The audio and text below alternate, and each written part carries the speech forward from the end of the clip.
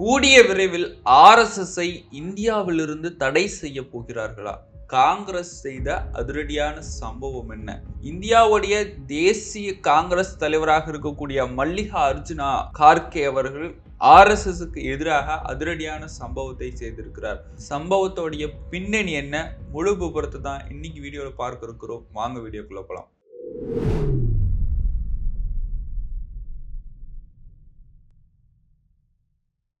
கோபாசே நண்பர்களுக்கு வணக்கம்.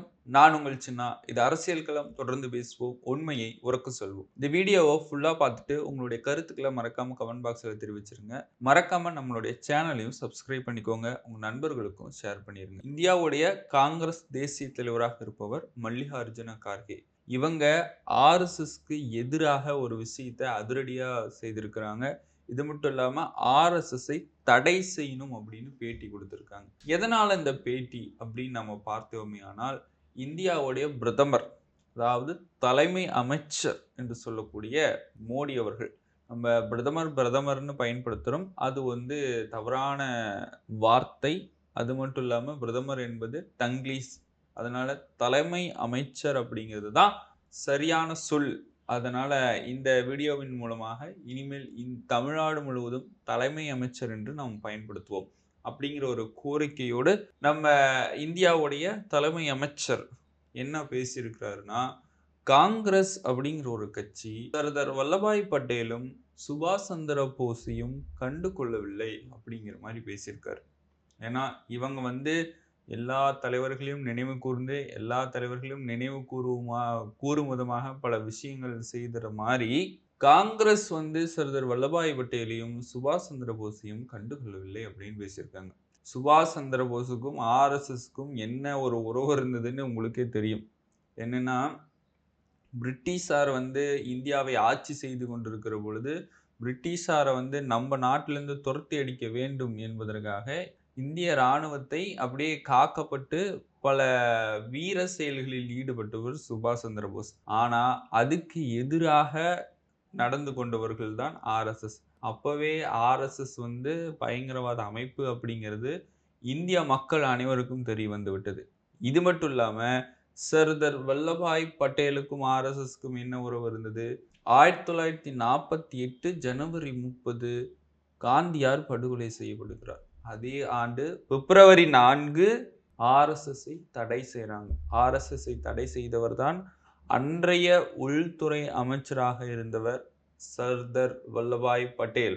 ஆர்எஸ்எஸ்ஐ தடை செய்துவிட்டு இது ஒரு பயங்கரவாத அமைப்புன்னு அப்பவே தடை செய்திருந்தாங்க. அதற்கு பிறகு சர்தார் வல்லபாய் பட்டேல் சொன்னார், காந்தியார் படுகொலை செய்த பிறகு இனிப்பு வழங்கி கொண்டாடியவர்கள் தானே நீங்கள் அப்படிங்கிற மாதிரி கடுமையான விமர்சனத்தை எல்லாம் ஆர்எஸ்எஸ் மீது வைத்திருந்தாங்க. அதனுடைய விருப்பம் சர்தார் வல்லபாய் பட்டேல் அவர்கள் விரும்பியதை தான் இன்றைக்கு இருக்கக்கூடிய காங்கிரஸ் தேசிய தலைவரான மல்லிகார்ஜுன கார்கே அவர்களும் விரும்புகிறாரு. ஆர்எஸ்எஸ்ஐ தடை செய்யணும்னு பேட்டி கொடுத்திருக்காரு.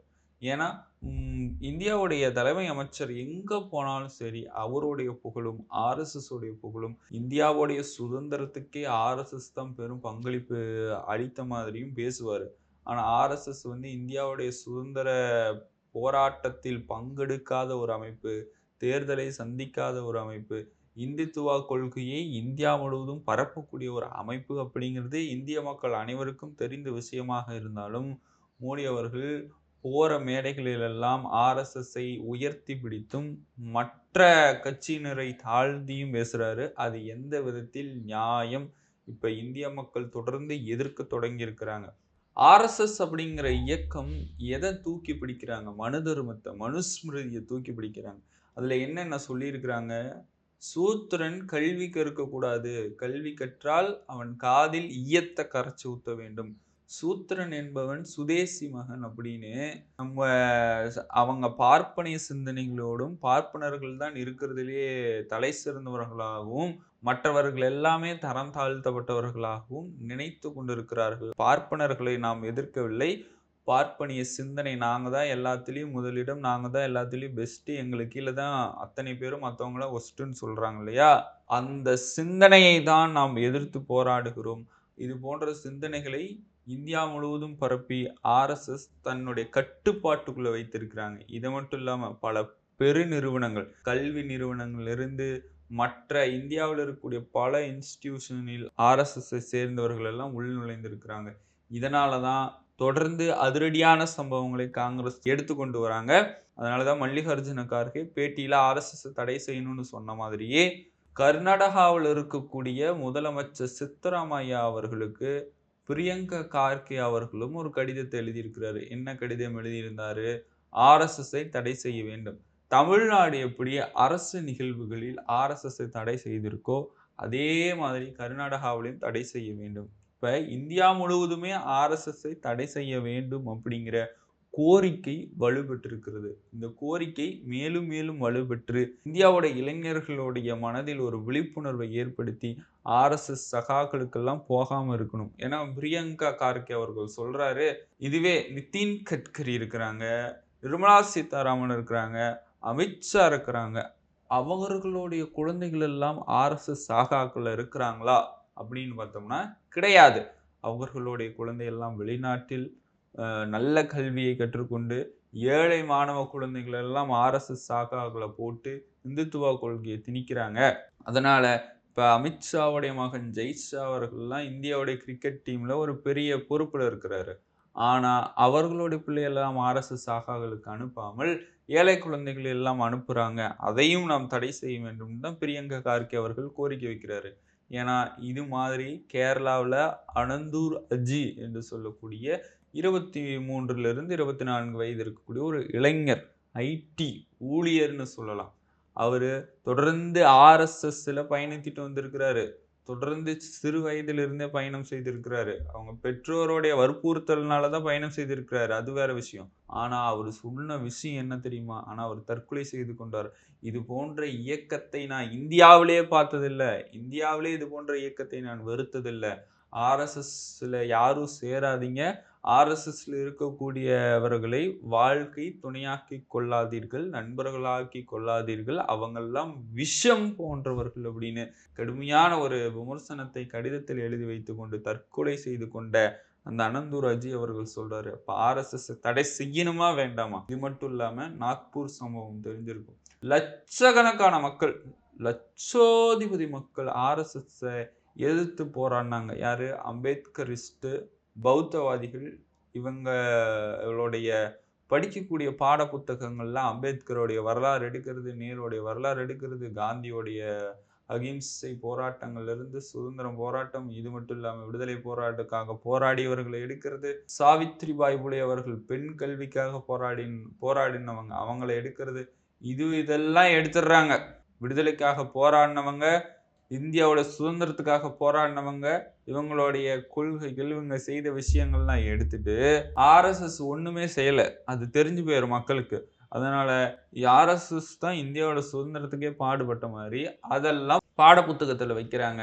அதை எதிர்த்து தான் லட்சக்கணக்கான மக்கள் போராடினாங்க. அப்ப இந்தியாவுல பாருங்க, ஒரு பக்கம் பாஜக மட்டும்தான் ஆர்எஸ்எஸ்ஸை ஆதரிக்குது. அந்த வலதுசாரி சிந்தனையை ஆதரிக்கிறது, மூட நம்பிக்கையை ஆதரிக்கிறது, கற்பனையை ஆதரிக்கிறது. ஆனா மறுபக்கம் அனைவரும் முற்போக்கு சிந்தனையாளர்களாக இருக்கிறார்கள். முற்போக்கு சிந்தனையாளர்களாக இருக்கிறது மட்டும் இல்லாம அறிவியலையும் தொழில்நுட்பத்தையும் உண்மையையும் நம்புகிறாங்க. ஆனா ஆர்எஸ்எஸ் தான் தொடர்ந்து மூட நம்பிக்கையை மட்டுமே இந்தியாவுடைய மக்கள் மத்தியில போதித்துட்டு இருக்கிறாங்க. ஆனா இப்ப வரக்கூடிய மக்கள் ஒருபோதும் ஆர்எஸ்எஸ்ஸையும் ஆர்எஸ்எஸ் சகாக்களையும் ஆர்எஸ்எஸ் சிந்தனையும் நம்ப மாட்டேங்கிறாங்க. ஏன்னா அந்த அளவிற்கு ஆர்எஸ்எஸ் ஒரு பயங்கரவாத இயக்கமாக மாறி இருக்கிறது. இயக்கமாக மாறினது மட்டும் இல்லாம ஏன் ஆர்எஸ்எஸ்ஸை அனைவரும் எதிர்க்கிறாங்க அப்படின்னா அதுக்கு ஒரே ஒரு காரணம், உண்மைக்கு எதிராக, நம்பிக்கை தன்மைக்கு எதிராக செயல்படுவாங்க. ஏன்னா அவங்க சொல்லுவாங்க, கொரோனா வந்தா கையை தட்ட சொல்லி, காலை தட்ட சொல்லி, மாட்டு கோமியத்தை குடிக்க சொல்லி, விளக்கு ஏற்ற சொல்லி. கொரோனா அப்படிங்கிறது ஒரு நோய்க்கும் இவங்க செய்யக்கூடிய மூட நம்பிக்கைக்கும் அறிவியலுக்கு எதிராக, தொழில்நுட்பத்துக்கு எதிராக இருக்கிறதுனால தான் அனைவரும் எதிர்க்கிறாங்க. ஏன்னா நம்மெல்லாம் பகுத்தறிவுவாதிகள். ஏன் எதற்கு எப்படின்னு கேள்வி கேட்போம். ஆனா வட மாநிலங்கள்ல அந்த ஆர்எஸ்எஸ் சிந்தனை அப்படியே போதித்து அவங்களோட அறிவை மழுக செய்து அவங்கள் கேள்வி கேட்கக்கூடிய தன்மையே மாற்றுறதுனால தான் இப்போ வட மாநிலத்தில் கல்வி அறிவு மற்ற மாநிலங்கள், தமிழ்நாடு கூட உதாரணம் எடுத்துக்கலாம். அந்த மாநிலத்தையும் வட மாநிலங்களையும் ஒப்பிடுகின்ற பொழுது தமிழ்நாடு எந்த அளவுக்கு பெரிய அளவில் இருக்குன்னு பாருங்க. ஏன்னா அந்த அளவுக்கு கல்வி அறிவு தமிழ்நாட்டில் இருக்கிறது. மற்ற வட மாநிலங்களில் ஆர்எஸ்எஸ் சிந்தனையை போதனை செய்து கல்வி அறிவை மழுகு செய்திருக்கிறாங்க. அதனால கல்வியே ஆயுதம். இல்லை அதுக்கு தான் பல புத்தகங்கள்ல ஆர்எஸ்எஸ்க்கு எதிராக ஒழிப்போம் ஒழிப்போம் ஆர்எஸ்எஸ் ஒழிப்போம் மூட நம்பிக்கையை, படிப்போம் கல்வி அப்படிங்கிற மாதிரிலாம் எழுதிட்டு வராங்க. அதனால கல்வி மட்டும்தான் ஒருத்தனை வளர்த்து விடுமே தவிர மூட நம்பிக்கையும் கற்பனையும் எதுவும் வளர்த்து விடாது. அதனால ஆர்எஸ்எஸ் உண்மைக்கு எதிராகவும் அறிவியலுக்கு எதிராகவும் இருக்கிறார்கள். அதனால் தடை செய்ய வேண்டும் என்பது இந்தியாவுடைய கட்சி தலைவர்கள் பெரும்பான்மையாக சொல்லியிருக்கிறாங்க. இந்த கோரிக்கையை ஏற்று இந்தியாவில் ஆர்எஸ்எஸ்ஸை தடை செய்யப்படுமா, இல்லை மறுபடியும் ஆர்எஸ்எஸ் தன்னுடைய கோலோச்சத்தை காட்டிட்டு வருமானு அதை நம்ம பொறுத்திருந்து பார்ப்போம். ஆனால் ஆர்எஸ்எஸ்ஸை தொடர்ந்து எதிர்ப்போம், தொடர்ந்து போராடுவோம். அதனால் இந்த வீடியோவை நீங்கள் ஃபுல்லாக பார்த்துருந்தீங்கன்னா மறக்காம நம்ம சேனலை சப்ஸ்கிரைப் பண்ணிட்டு மீண்டும் ஒரு அரசியல் கல்வி நானும் சந்திக்கிறேன். அதுவரை உங்களிடமிருந்து விடைபெறுவது நான் உங்கள் சின்ன.